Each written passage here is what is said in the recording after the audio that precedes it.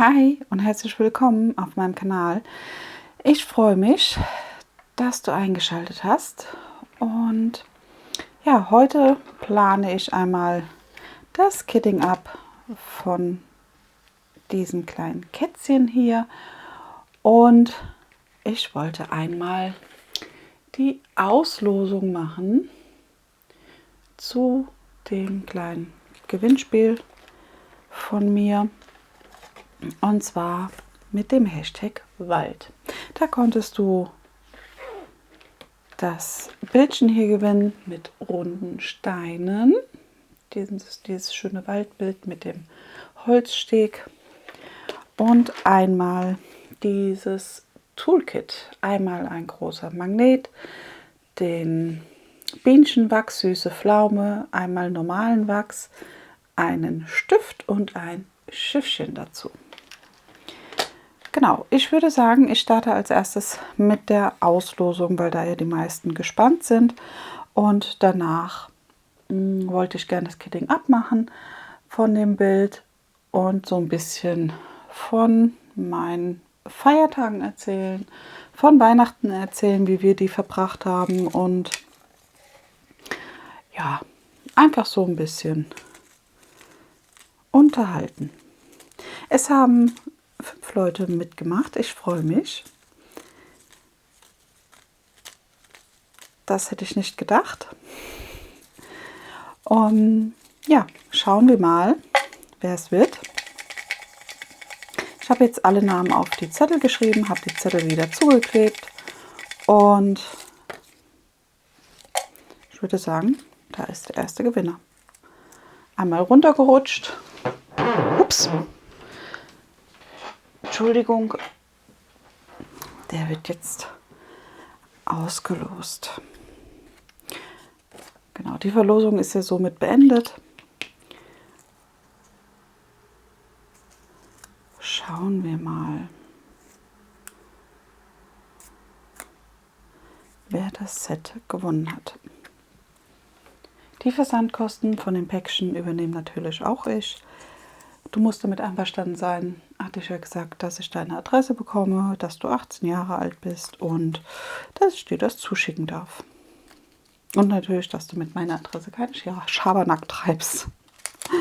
Genau, gewonnen hat Meerfot. Bitte melde dich nochmal bei mir. Ich glaube, meine ganz allererste Verlosung hattest du, glaube ich, auch mal gewonnen. Ich bin mir gerade sehr unsicher, aber ich glaube schon. Herzlichen Glückwunsch. E-Mail-Adresse schreibe ich unten in die Beschreibung rein. Also schick mir bitte eine E-Mail. Ich würde sagen, bis Samstag, das wäre der 4.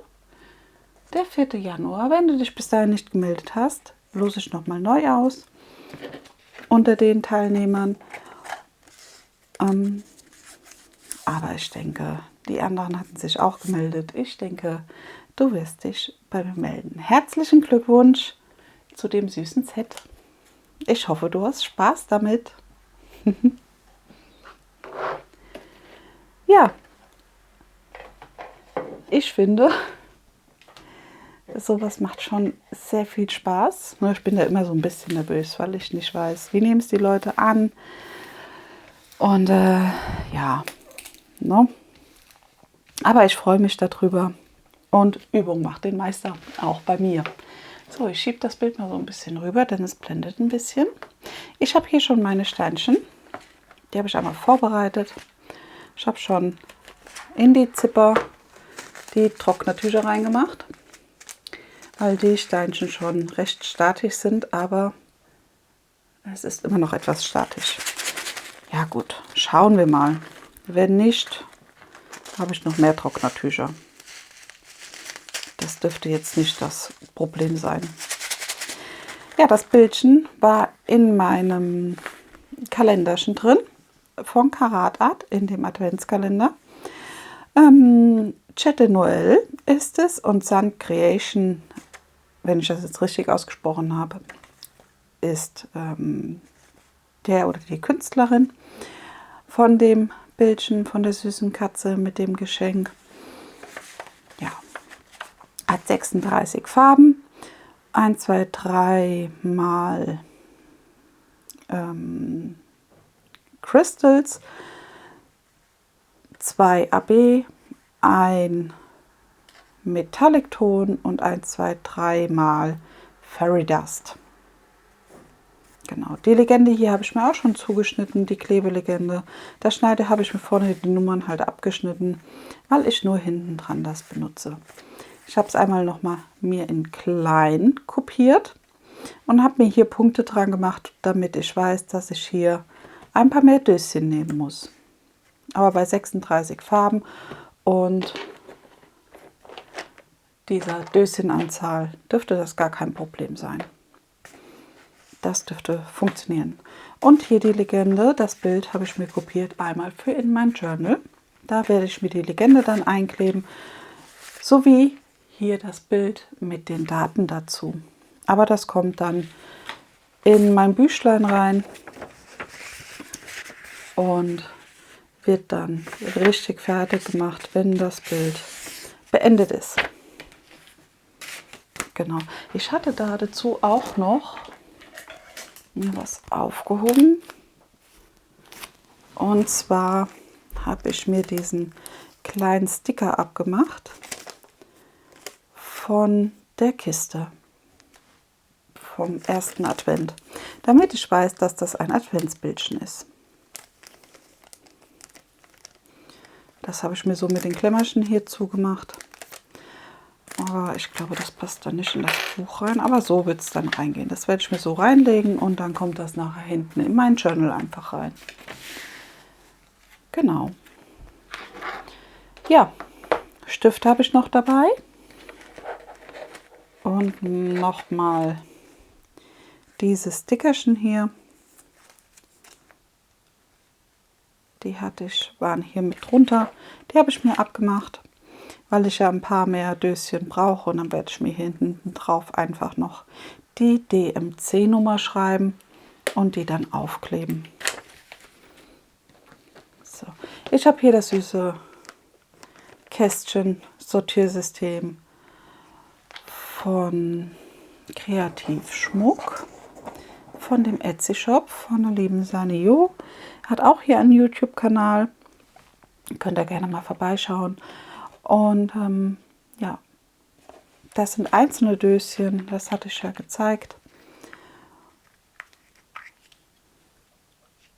Und die werde ich benutzen einmal für die Steinchen hier.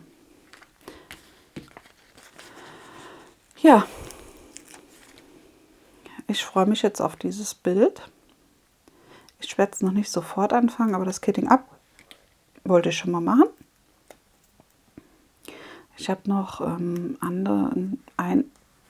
muss ich überlegen, ich wollte mein Gespenst noch fertig machen. Und dann wollte ich mal noch gucken,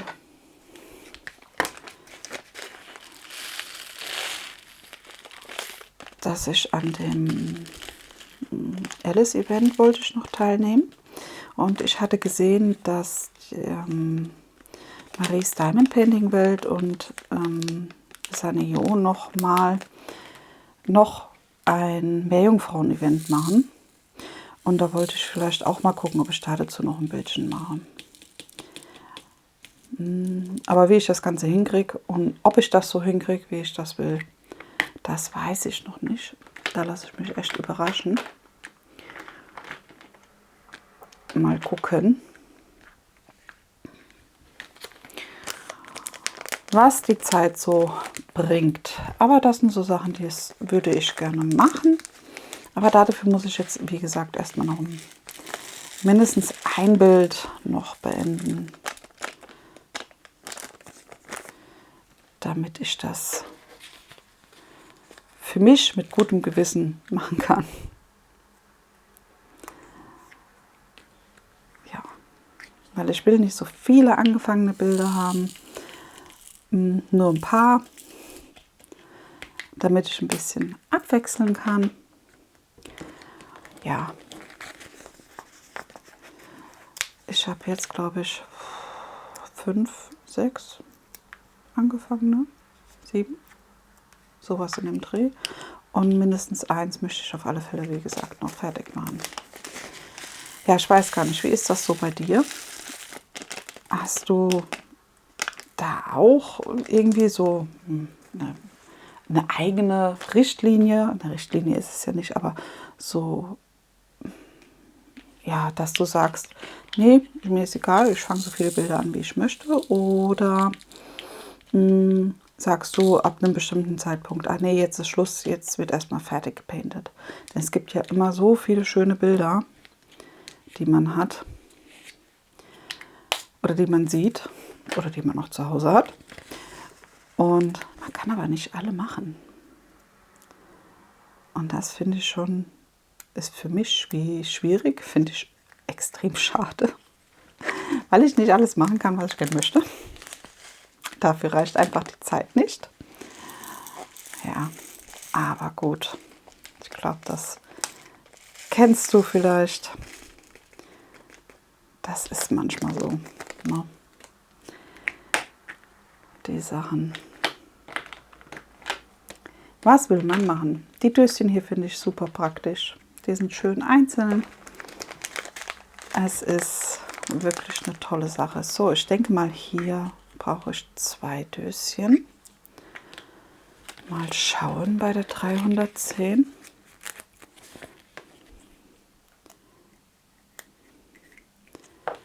Das sehe ich jetzt gleich mal.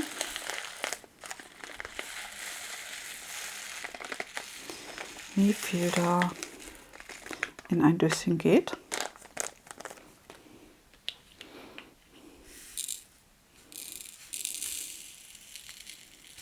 Zwei oder 3.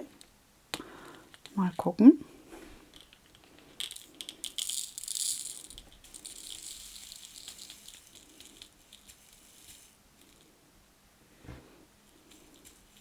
Ach, wir machen 3. Dann bin ich da auf der sicheren Seite. Und mir geht nichts nebendran, wenn ich es dann öffne. So, und jetzt schreibe ich mir einfach hier die Zahl drauf. Das ist die 5 und die 310. Das Pending-Symbol 5 und 310.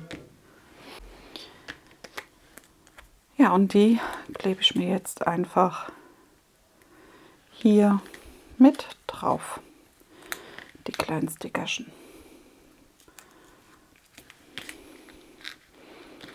Und dann kommen die wieder rein.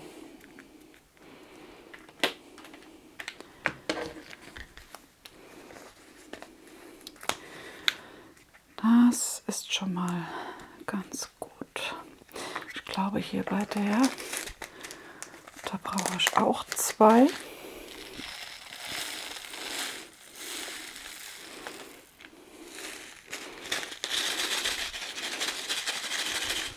Obwohl die Trocknertücher hier drin sind, die sind immer noch so ein bisschen statisch, aber das ist nicht schlimm, das gibt sich.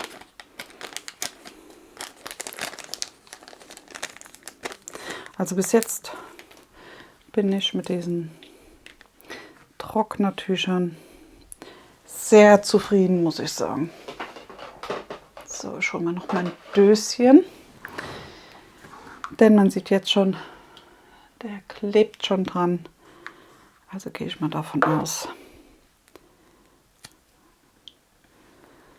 dass das hier in dem Döschen sich auch noch mal so ein bisschen mit auflädt. Genau. Da mache ich also auch noch mal ein.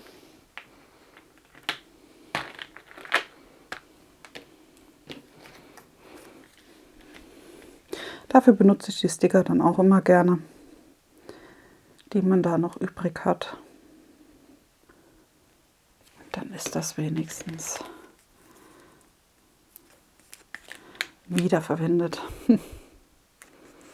Bei den Döschen, die sozusagen 4 an einem Bundle sind, da mache ich das nicht. Also da lasse ich die dann immer so weil ich immer weiß, dass die Zahlen, die danach kommen, oder die Nummern, die danach sind, wenn da kein Aufkleber ist, sozusagen, dass die sozusagen dann zusammengehören.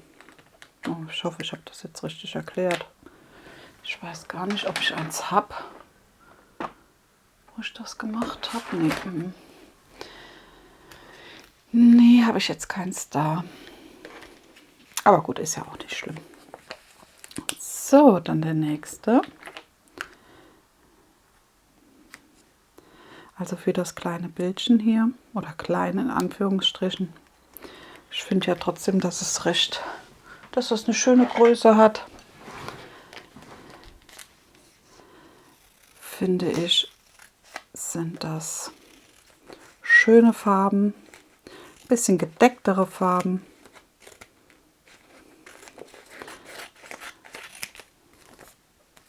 Ich finde aber, die passen sehr, sehr gut. Mit dem zarten Rosa dabei ist das. Und der Blau, finde ich, sieht das immer süß aus. So, ich habe jetzt mir die Seiten hier nochmal so ein bisschen abgeschnitten, weil das einfach ist mir persönlich ein bisschen zu weit. Also schneide ich mir das ab und dann passt das wieder. So.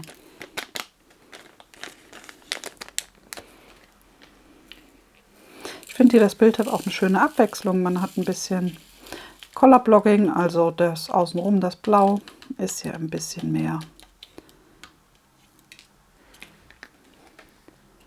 dieselbe Farbe. Also hier das M oder hier das ja, Blau-Türkis, ne? Und innen drin hier an den Pfoten oder hier am Geschenk und so ist das ein bisschen Konfetti, was aber nicht schlimm ist. Ich finde, das Konfetti bringt immer schön die Abwechslung und die Tiefe des Bildes. Die Details kommen dadurch immer super schön raus und ich finde generell von Karat Art, finde ich, ist das schon klasse. So, schauen wir mal. Bei der hier, da brauche ich auch wahrscheinlich 2, das sind 10 Gramm, vielleicht brauche ich aber auch 3.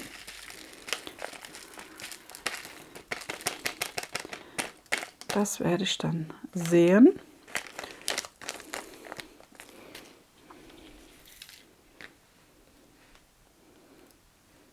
Na, da. Die sind auch so ein bisschen statisch.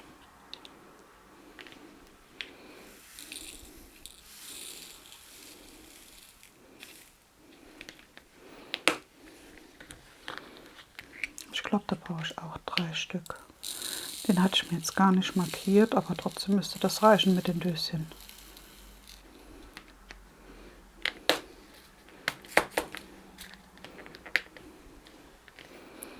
Ich glaube schon. Ja, was kann ich noch Schönes erzählen? Es ist einmal, die Weihnachtsfeiertage sind vorbei. Wir hatten super schöne Weihnachten. Also, ich muss sagen, das war aber schon immer so bei uns. Wir haben da keine Diskussion, keinen Streit, gar nichts. Aber das haben wir generell wenig in der Familie. Weder mit meinen Eltern oder mit den Schwiegereltern. Also das ist immer alles entspannt. Nicht nur zu Weihnachten, sondern generell die Sache. Das Verhältnis. Ja, wir waren an Heiligabend bei uns zu Hause. Ich koche da immer für alle. Und dann feiern wir halt zusammen. Das ist alles, wie gesagt, bei mir zu Hause, bei uns zu Hause. Und ja, meine Eltern sind ja schon ein bisschen älter, auch meine Schwiegereltern sind etwas älter und deswegen startet das bei uns schon mittags, also ja, nachmittags wohl eher. Wir haben für, weiß jetzt gar nicht, halb fünf haben wir Essen gemacht, also für die Zeit hatte ich gekocht. Wir haben, obwohl gekocht ist es auch nicht, wir haben dieses Jahr gegrillt. Wir waren draußen vor dem offenen Feuer und haben da gemütlich gegrillt. Fleisch und Würstchen, und ich hatte dann noch Zwiebelbaguette gebacken und meine Mama hat dann noch so ein Flit, Art Weißbrot mitgebracht. Hat sie noch beim Bäcker gekauft gehabt, und dann haben wir halt unterschiedliche Salat gemacht. Ich habe einmal einen frischen Tortellini-Salat gemacht gehabt, ein bisschen schärfer, und Nudelsalat, einen schärferen Nudelsalat, aber mit frischen Sachen, also mit Gurke, Paprika, Tomate und sowas drin. Auch beim Tortellini-Salat. Und meine Mama hat einen klassischen Nudelsalat gemacht, hat den mitgebracht, und dann habe ich noch einen klassischen Kartoffelsalat gemacht gehabt. Wobei klassisch weiß ich gar nicht, der wird ja immer ein bisschen unterschiedlich gemacht bei den Leuten, aber kalten Kartoffelsalat habe ich gemacht, keinen warmen. Und ja, beim Kartoffelsalat, bei meiner Tante zum Beispiel ist es so, sie macht in den Kartoffelsalat immer noch Apfel mit rein. Und ich mache den aber ohne Apfel. Ich esse ihn mit Apfel, also das mache ich schon. Bin ich nicht wählerisch.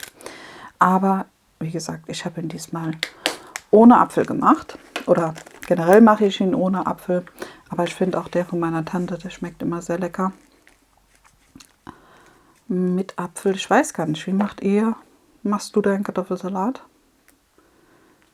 Also, da gibt es ja wirklich ganz unterschiedliche Arten und Weisen. Manche machen ja auch den kalten Kartoffelsalat mit Speck zum Beispiel. Ich mache jetzt kein extra Fleisch rein, weil ich mir denke, ich habe das Fleisch ja schon beim Grillen. Also, dann mache ich halt in die Salate generell so kein Fleisch mehr rein. Bei den Tortellini mache ich auch Gemüsetortellini, weil, ja, wie gesagt, das extra Fleisch brauche ich dann nicht.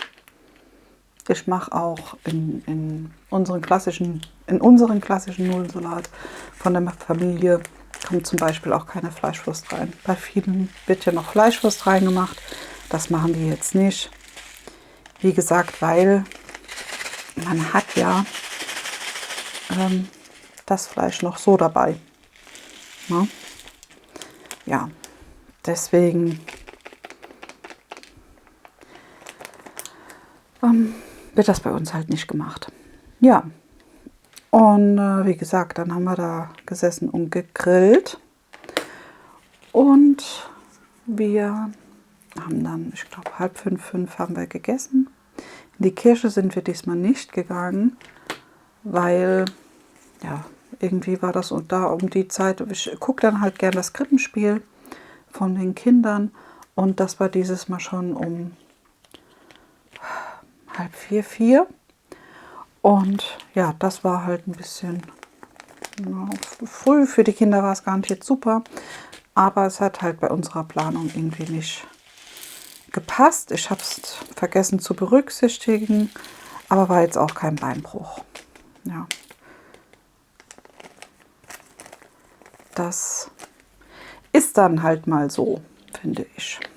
Aber wir machen das auch immer abhängig, wie wir Lust und Laune haben. Früher als Kind war mir immer dann auch das Krippenspiel gucken. Ich bin ja auf dem Dorf groß geworden. Ich habe auch immer beim Krippenspiel mitgemacht. Ja, also habe das schon mit gespielt. Und hat auch immer Spaß gemacht. Aber ja, jetzt wohnen wir ja in der Stadt. Und ja, meine Kinder haben da nicht so Spaß dran. Also müssen sie das auch nicht machen. Aber trotzdem gehen sie gerne mit in die Kirche und schauen sich das an, hören sich das an. Aber ich muss auch dazu sagen, wir haben einen sehr, sehr schönen Pfarrer. Also der macht die Sachen wirklich super, der Zeit entsprechend. Man hört ihm gerne zu. Von daher muss ich da schon sagen, dass das schön ist immer. Es ist nicht so eintönig bei ihm. Ja, gut, aber jetzt genug davon. Ich weiß ja nicht, ob das manche interessiert, andere halt nicht. Es ist auch nicht schlimm. Das darf jeder machen, wie er möchte. Ja. Ja. Und dann haben wir nach dem Essen Bescherung gemacht. Die Kinder haben ihre Geschenkchen bekommen. Und ich habe auch halt für meine Schwester, meinen Schwager, meinen Bruder Sachen geholt gehabt. Meine Eltern, meine Schwiegerleuten und ja, obwohl wir eigentlich gesagt haben, wir schenken uns nichts mehr, aber trotzdem irgendwie sind mir über dem Jahr verteilt die Sachen über die Füße gefallen und dann habe ich die halt mitgenommen gehabt. Ich bin so jemand, ich kaufe die Geschenke, wenn ich sie sehe. Und wenn ich weiß, dass jemand dieses oder jenes gerne hat oder braucht oder möchte. Und ja, deswegen habe ich halt Kleinigkeiten gehabt, für jeden etwas. War auch keiner böse drum, haben sich wirklich alle gefreut. Das war auch sehr schön zu sehen. Und dann haben wir uns später am Abend aufgelöst. Also die Kinder sind ja vorher schon ihre Wege gegangen. Ist auch nicht schlimm. Wir sind jetzt in dem Alter, da ist das in Ordnung für mich. Wie sie kleiner waren, waren sie ja immer dabei. Und ja, also sie sind jetzt nicht ausgegangen oder sowas oder zu Freunden oder sowas, sondern haben sich halt zurückgezogen mit ihren Geschenken und haben sich mit ihren Geschenken beschäftigt. Mein Sohn hat sich zum Beispiel neue Kopfhörer gewünscht, so Bluetooth-Kopfhörer, aber richtige Kopfhörer, nicht diese für ins Ohr zu stecken, sondern so richtig drüber zu ziehen. Und ja, damit hat er dann Musik gehört. Und ja, die Kleine hat sich 2 Bücher gewünscht und die hat dann gelesen. Ja, da dachte ich auch, meine Güte, seid ihr vorbildlich. Aber wenn sie es so möchten und sich die Sachen wünschen, ist das super. Ja, genau, das war unser Heiligabend. Und dann waren wir am ersten Weihnachtstag bei meinen Schwiegereltern. Da sind wir gleich morgens hingefahren, damit es halt über den Tag einfach nicht so lang ist. Waren aber bis nachmittags da. Wir haben da noch zusammen Mittagessen gehabt und auch Kaffee und Kuchen. Und da sind wir dann später wieder heimgefahren, weil wir hatten unseren Hund nicht mit, weil meine Schwiegerleute haben auch einen Hund Und ja, die zwei vertragen sich leider nicht so gut. Und deswegen haben wir unseren daheim gelassen. Sie kann das auch. Also eine gewisse Zeit zu Hause bleiben alleine. Das schafft sie. Das hat sie geübt. Und dann sind wir halt danach, nachdem wir daheim waren, noch eine schöne große Runde mit ihr spazieren gegangen. Ja. Ich weiß auch nicht, woran das liegt, dass die zwei sich nicht so mögen. Keine Ahnung. Aber das war von Anfang an so. Sie hat normalerweise so keine Probleme mit anderen Hunden. Ja. Ist wie bei uns Menschen. Was will man machen? Ne? Mit manchen kann man, mit anderen wiederum nicht. Und ja. Ich dachte mir dann, bevor mal die beiden Hunde den Stress da aussetzen, das muss nicht sein. Und dann sind wir halt, ich glaube, gegen 3 gefahren, 3:30. Also ein normaler Arbeitstag sozusagen, wo ich auch weg wäre, wenn ich auf der Arbeit wäre. Ja.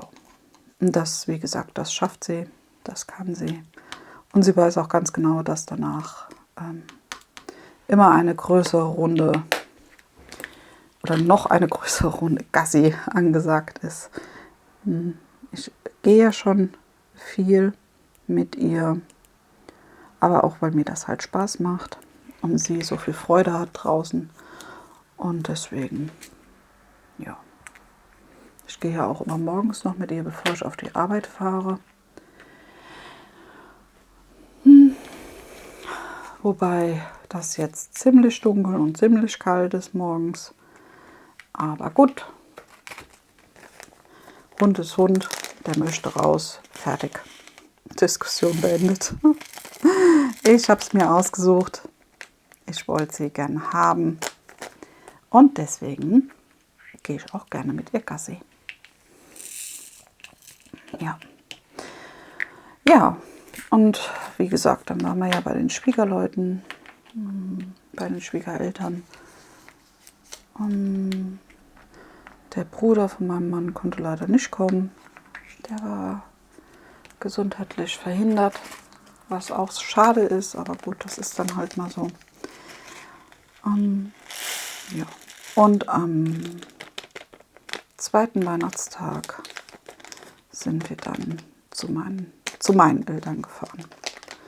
Aber das machen wir jedes Jahr so. Also wir gehen am 1. normalerweise immer zu den Eltern von meinem Mann und am 2. zu meinen Eltern. Ja. Einzigster Unterschied war jetzt, dass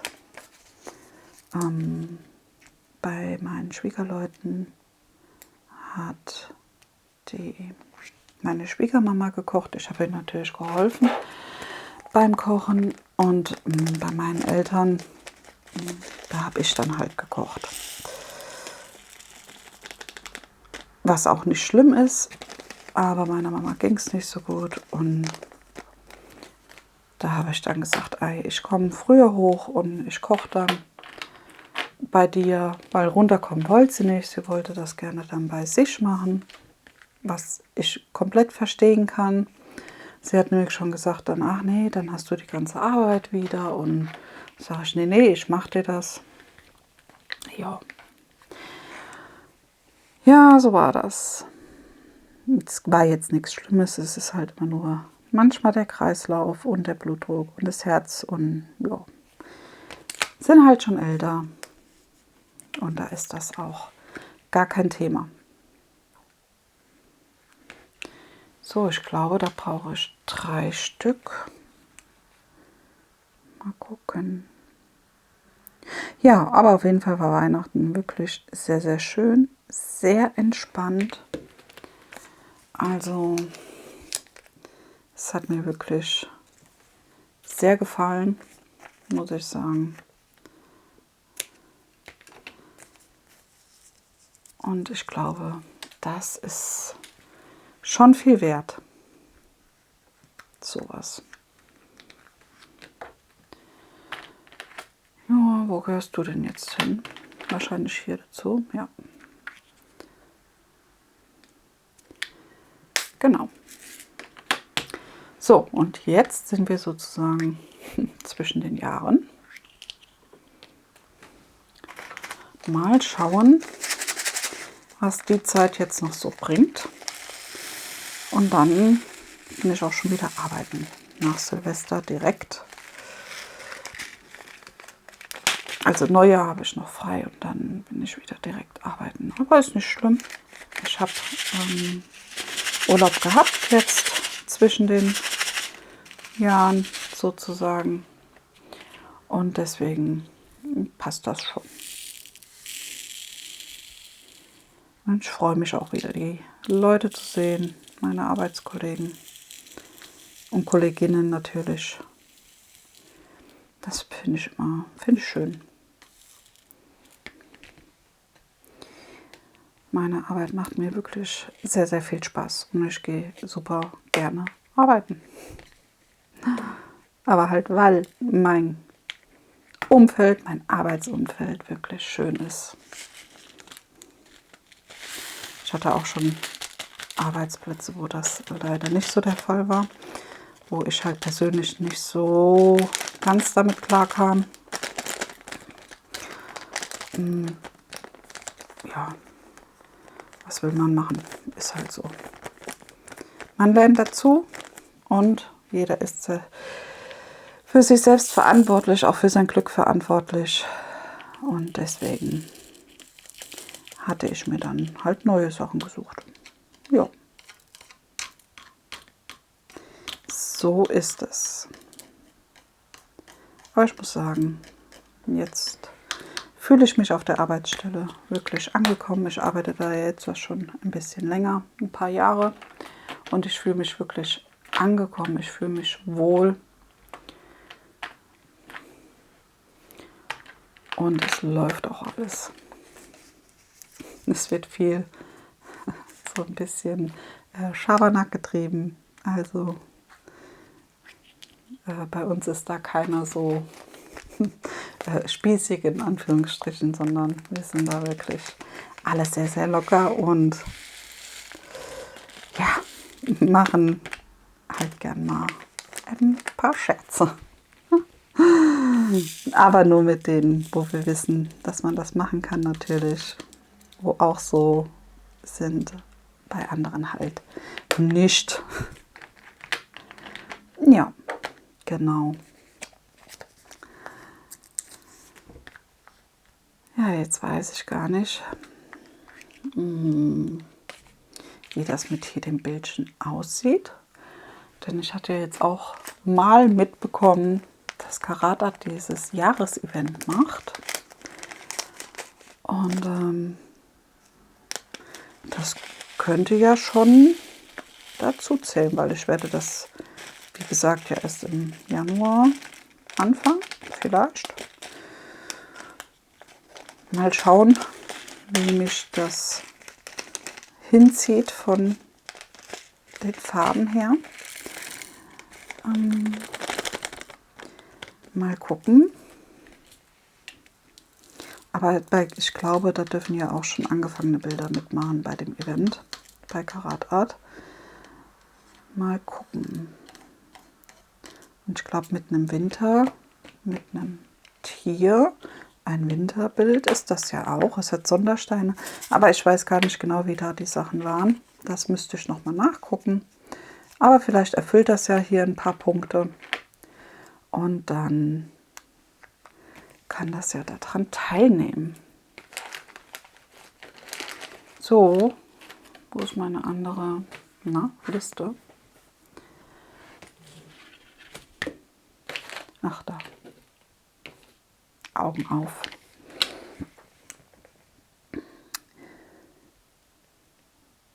So ist das. Ja, wie waren deine Feiertage? Hast du sie mit der Familie verbracht oder bist du vielleicht weggefahren?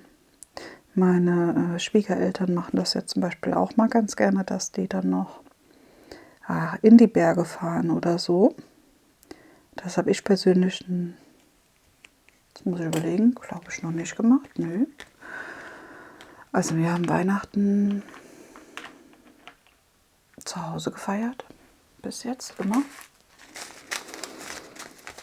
Allein schon wegen den Kindern, aber auch, ja, weil ich mich da irgendwie, ja, war für uns nie ein Thema. Ich glaube aber auch, dass das, wenn man wegfährt, dass das auch sehr, sehr schön sein kann. Oder sehr, sehr schön ist, weil man ja neue Dinge sieht und kennenlernt. Und ja, stelle ich mir auch sehr, sehr schön vor. Ja, ich hatte ja auch diesen Monat 2 Verlosungen. Also ja, ich habe ja eben den Gewinner der letzten Verlosung gezogen. Und da freue ich mich auch. Das ist einfach mal gewesen, um einfach Danke zu sagen, dass ich das hier machen kann, dass ich die Videos für dich drehen kann, mit dir reden kann, dich unterhalten kann. Und deswegen dachte ich, ist das für den Dezember doch eine ganz schöne Sache.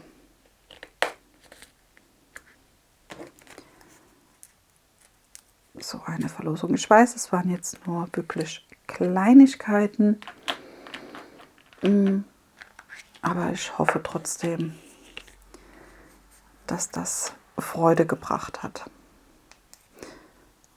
No. Ja, so kann es gehen.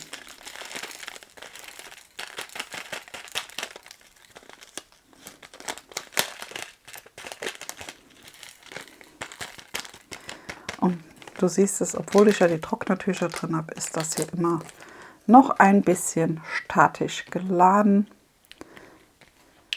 Aber das gibt sich dann. Also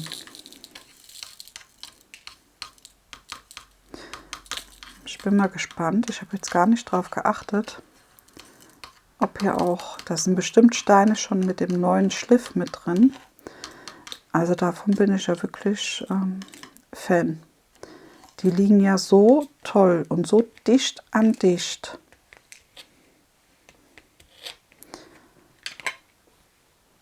Was wirklich klasse ist.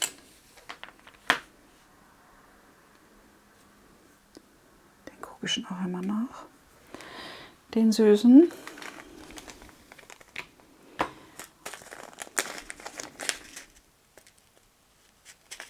Der hier ist auch, der hat den neuen Schliff, soweit ich sehe.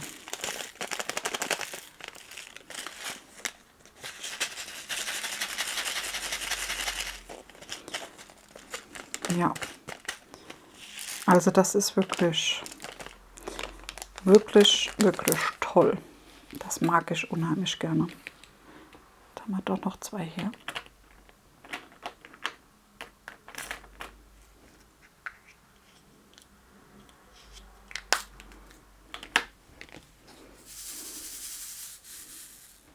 Ja, das ist einmal der neue Schliff und ich finde, die haben dann hier einen Glanz, sagenhaft.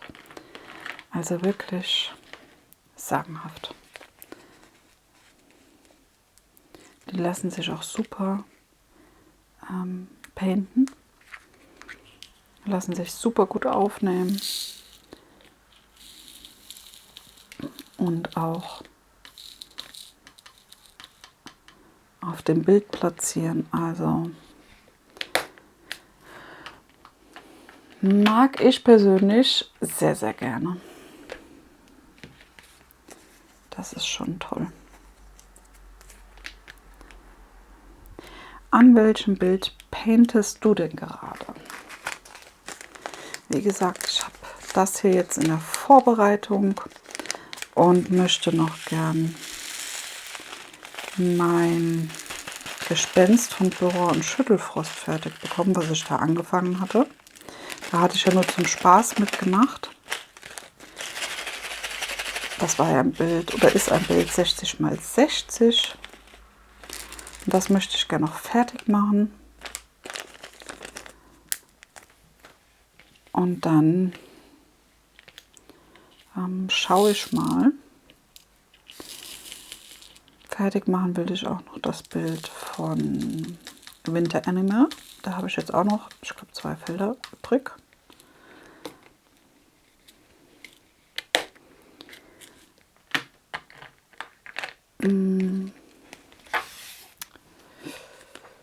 Ja, mal gucken, wie ich das hinkriege.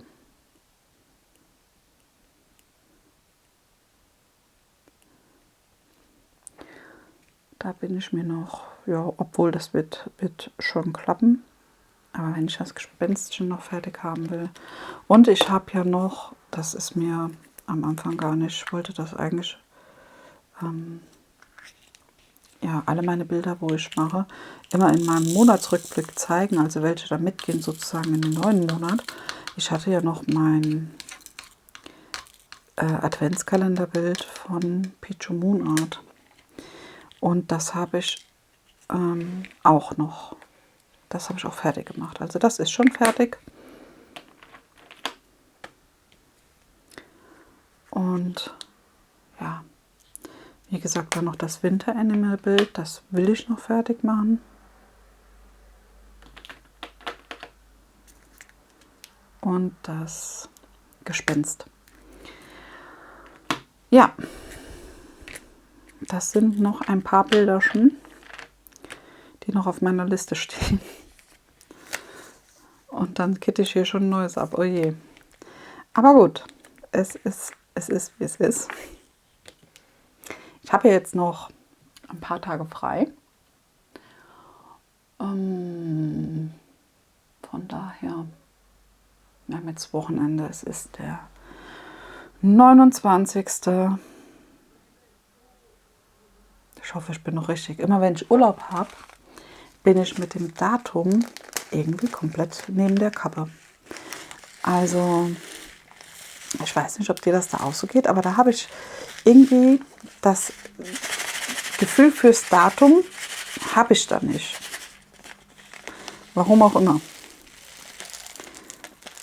Ja, aber das kommt vielleicht auch daher, weil ich ja, bei der Arbeit schreibe ich halt immer täglich, wirklich täglich das Datum, mehrfach. Und ja, wenn ich dann daheim bin, halt nicht. Und deswegen, ja, ist das dann halt manchmal so, dass ich da etwas durcheinander komme mit den Tagen. Aber gut, was will man machen? Ne?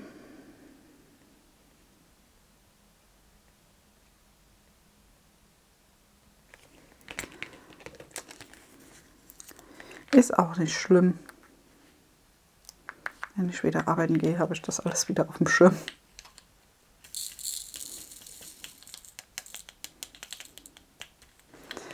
Deswegen.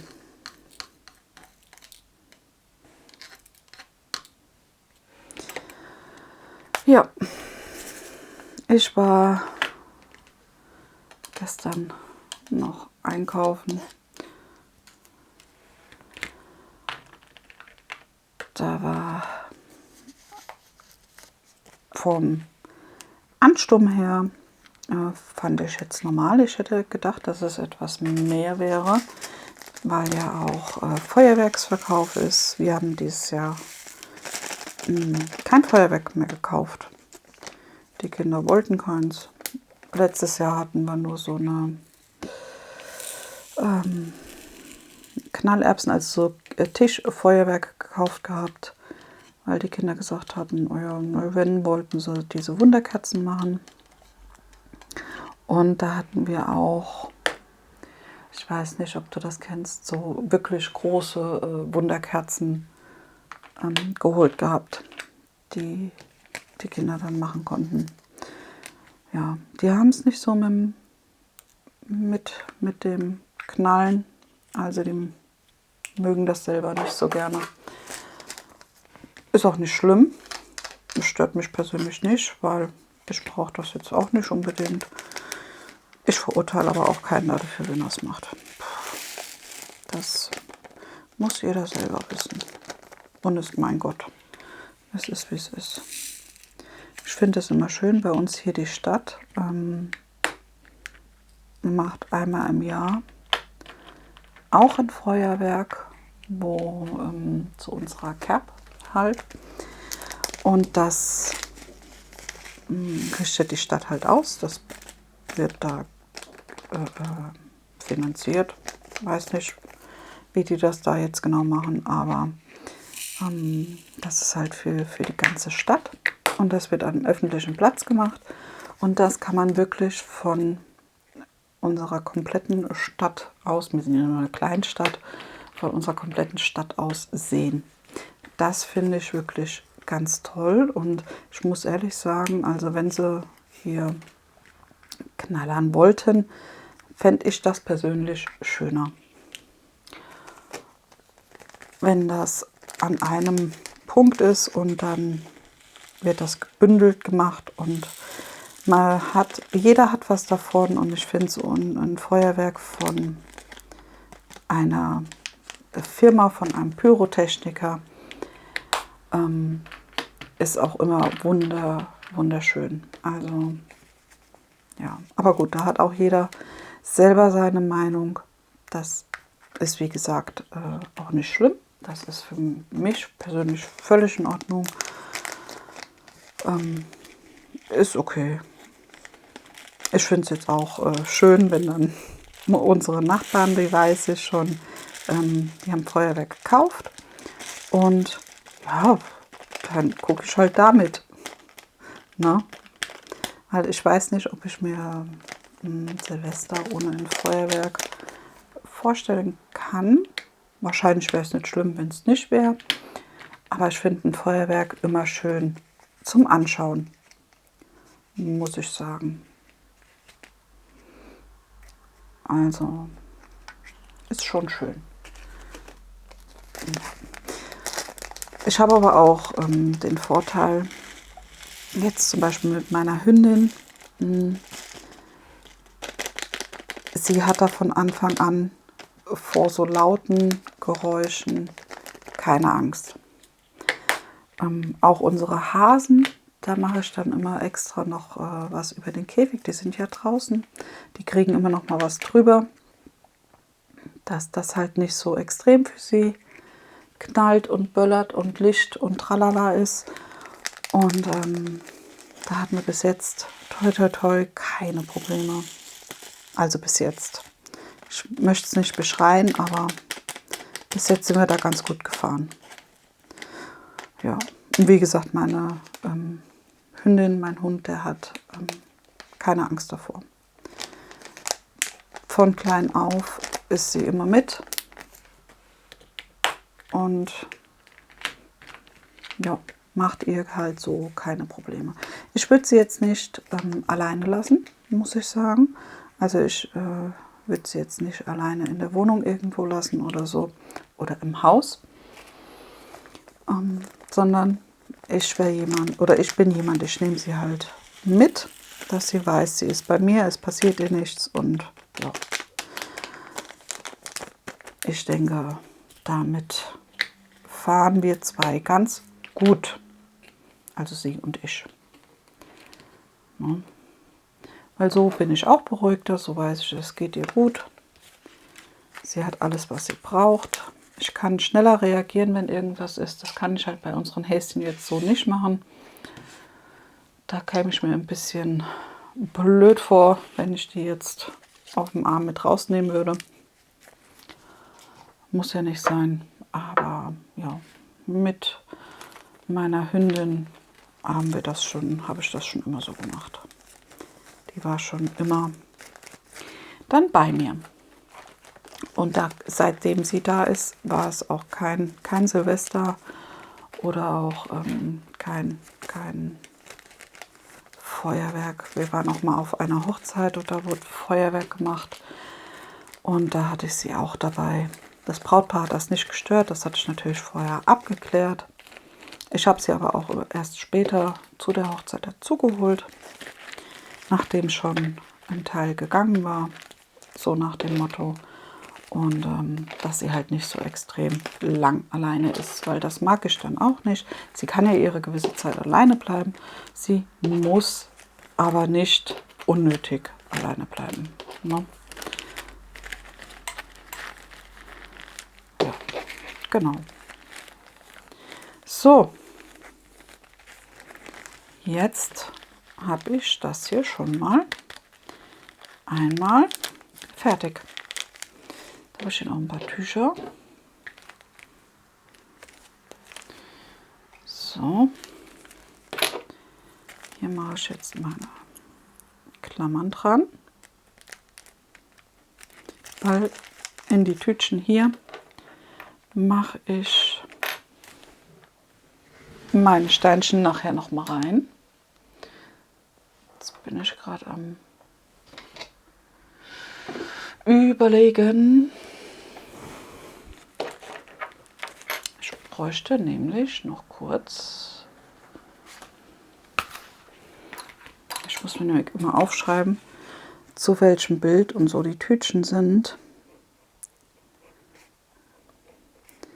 Denn sonst mache ich das aus Versehen rüber und weiß nicht mehr, dass das die Tütchen dazu waren. Na.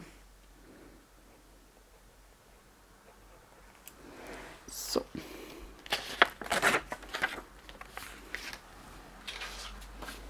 Einmal.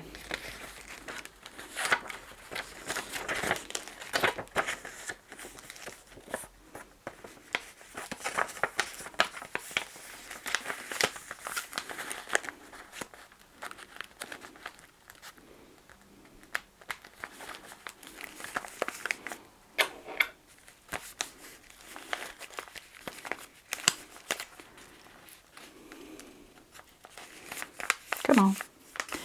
Und das räume ich dann später rüber, genauso wie die Streifen hier, die hebe ich mir auch auf. Die kommen auch nachher noch mal in die Kiste. Da habe ich hier noch einen roten Ton. Ist das ein Fairy Dust? Ja. Das hier ist der rote Fairy. Aber nicht der. Der. Oder Sparkle Dust heißen sie ja bei Karat Art.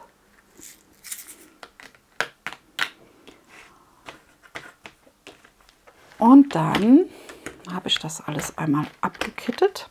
Habe sogar noch Döschen übrig, aber alle Farben sind drin. Hier mache ich mir noch mal so ein kleines Bildchen hin. Und da sind die ganzen schönen Steinchen. Schön. Super schöne Farben. Ja. Und hier oben ist ja auch, hast du glaube ich schon gesehen, da ist auch die Legende noch mal mit drin, damit ich das alles nachvollziehen kann. Jetzt fehlt mir nur noch einmal das Washi-Tape drumherum.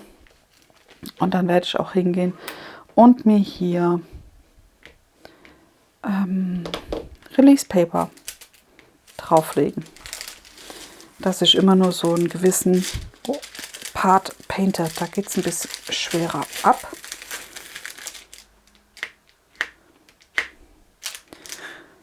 Ja, denn dieses Kästchen painten, das habe ich gemerkt, ist für mich sehr, sehr angenehm. Also zum Beispiel, hier habe ich so ein Döschen und dann nehme ich so ein Release Paper und lege mir die dann so hin.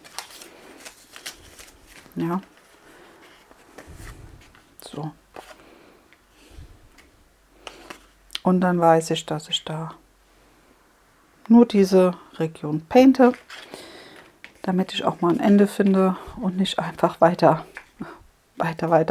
lege. Genau. Ja, das war jetzt das Kitting Up zu diesem Bild. Ich hoffe, dir hat das Kitting Up hierzu gefallen und